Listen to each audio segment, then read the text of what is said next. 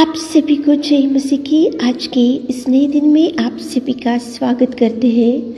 हम आशा करते हैं कि आप सभी प्रभु की कृपा से अच्छे होंगे। तो चलिए दिन की शुरुआत करने से पहले वचन की ओर ध्यान देंगे। प्रेरितों के काम 10वां अध्याय 2 वचन। वह भक्त था और अपने सारे घराने समेत परमेश्वर से डरता था। मेरे प्रियो, आजकल मसीह भाई बहन परमेश्वर से डरना बहुत कम होते जा रहा है। परमेश्वर की आज्ञा के अनुसार चलना बहुत कम होते जा रहा है। परमेश्वर के उपदेश के अनुसार चलना बहुत कम होते जा रहा है। परमेश्वर की इच्छा के अनुसार कदम डालना बहुत कम होते जा रहा है, क्योंकि ऐसा सोचते हैं कि मुझे तो बहुत अच्छा प्रार्थना करने को आता है, मैं तो हर संडे कलीसिया में जाती हूँ, मैं तो दशमांश देती हूँ और मैं तो देखो प्रभु से बैठकर दिन रात प्रार्थनाएं करते रहती हूँ, मैं तो आत्मिक स्थिति में अच्छे से बढ़ता जा रहा हूँ। ऐसा सोचते हैं, लेकिन प्रभु से डरना, प्रभु की आज्ञाओं के अनुसार चलना, प्रभु के वचन के अनुसार चलना, प्रभु जो उपदेश को बताता है उसके अनुसार चलना बहुत कम हो जाता है। कलीसिया में बैठकर प्रार्थनाएं तो बहुत करते हैं, हर संडे देखो आराधना में जाते रहते हैं, दशमांश देते रहते हैं, अन्य भाषाओं में बात करते हैं और अनेक प्रकार के देखो आपकी आत्मिक स्थिति बढ़ाने के लिए करते तो रहते हैं। लेकिन मेरे प्रियो, प्रभु बोल रहा है कि यहाँ पे कुरनेलियुस था और वो अच्छा सूबेदार था और वो अच्छा स्टेटस वाला था, धन संपत्ति वाला था और वो बहुत अच्छे से पोजीशन वाला था। लेकिन उसके बारे में यह कितना सुंदर लिखा है, देखो वो भक्त भी था और सारे घराने समेत परमेश्वर से डरने वाला था। सारे घराने समेत परमेश्वर से डरना आजकल बहुत कम होते जा रहा है। पति को जो अच्छा लगता है वो मार्ग से चला जाता है, पत्नी को जो अच्छा लगता है वो मार्ग से चले जाती है, बच्चों को जो मार्ग अच्छा लगता है वो मार्ग से चले जाते हैं। लेकिन वहाँ पे ये कुरनेलियुस के परिवार में एक ही इच्छा, एक ही आशा, एक ही मार्ग, एक ही उद्देश्य, वो लोग सारे घराने समेत प्रभु से ही डरने वाले थे, सारे घराने समेत प्रभु से ही बैठने वाले थे, सारे घराने समेत प्रभु की आराधना करने वाले थे, सारे घराने समेत प्रभु की उपदेश के अनुसार चलने वाले थे। मेरे प्रियो, आजकल परिवार में ऐसा हो रहा कि एक में का अंडरस्टैंडिंग बहुत कम होते जा रहा है, एक में से बात करना कम होते जा रहा है, एक में से मिलन करना बहुत कम होते जा रहा है। जिसको परिवार में 4 लोग हैं तो 4 लोगों का स्वभाव अलग अलग है, 4 लोगों का सोच विचार अलग अलग है। पत्नी का एक सोच है, पति का एक सोच है, बच्चों का एक सोच है, एक ऐसे रहेंगे और एक ऐसा रहेंगे।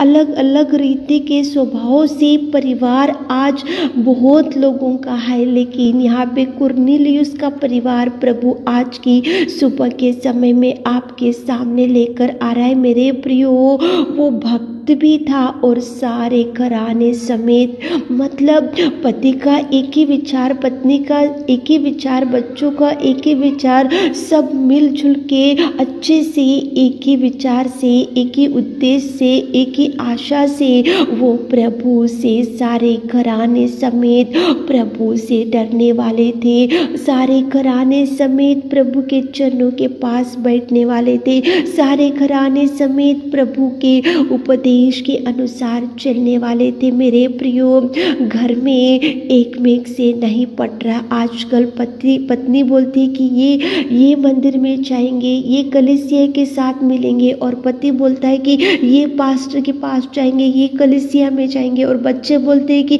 ये कलीसिया में जाएंगे, ये करेंगे, वहाँ जाएंगे। एक में का अंडरस्टैंडिंग बहुत कम होते जा रहा है, एक में का मिलन बहुत कम होते जा रहा है। बच्चों का मिलन पेरेंट्स से नहीं हो रहा और पेरेंट्स का मिलन बच्चों से नहीं हो रहा। सब गड़बड़। आत्मिक परिवार ही है, विश्वासी पति पत्नी है, परिवार अच्छे से देखो प्रभु में ही लगाव रखते हैं, लेकिन एक में एक से मिलाव नहीं रहता है मेरे प्रियो। एक में एक का उद्देश्य नहीं मिल रहा है, इसलिए परिवार में अशांति, परिवार में झगड़े, परिवार में मिसअंडरस्टैंडिंग्स, परिवार में अशांति, परिवार में दुख, परिवार में देखो एक में एक का मिलन नहीं हो रहा। लेकिन यहाँ कुरनेलियुस के परिवार में सारे घराने समेत परमेश्वर के भक्त थे और सारे घराने समेत परमेश्वर से डरने वाले थे मेरे प्रियो। एक चित्त में जाओ, एक मन से जाओ, एक उद्देश्य से जाओ, एक ही सोच में जाओ, एक ही मार्ग से जाओ, प्रभु के मार्ग में ही चलो। बच्चे जो बोलते हैं तो पेरेंट्स है तो वो अगर सही बोलते हैं बच्चों तो उनकी सुनो। अगर बच्चे देखो पेरेंट्स कुछ बोलते हैं तो बच्चों आप पेरेंट्स की सुनो। एक चित्त में रहो मेरे प्रियो। प्रभु परमेश्वर पिता ने बच्चों के लिए अलग खून नहीं बहाया और पेरेंट्स के लिए अलग खून नहीं बहाया। वो सबको बचाने के लिए उसके पवित्र लहू को, एक एक बूंद को वो सबके लिए बहाया। तो आप और हम उसके बेटे और बेटी है, तो आप और हम उसके लहू को जब पीते हैं, उसको देह को जब हाथ लगाते हो, सब एक मन से, एक चित्त से, एक परिवार के जैसा सारे घराने समेत आप एक चित्त में रहो मेरे प्रियो। एक ही मंदिर में जाओ, एक ही कलीसिया में जाओ, एक ही देखो एक सेवक के पास जाओ और एक ही उपदेश में रहो। उधर इधर मत भटको। आपके पास भक्ति होगा तो सारे घराने समेत एक ही भक्ति करो। आपके पास देखो प्रभु से डरने का स्वभाव होगा तो बच्चे और परिवार और पेरेंट्स और सारे घराने समेत प्रभु से ही डरो मेरे प्रियो।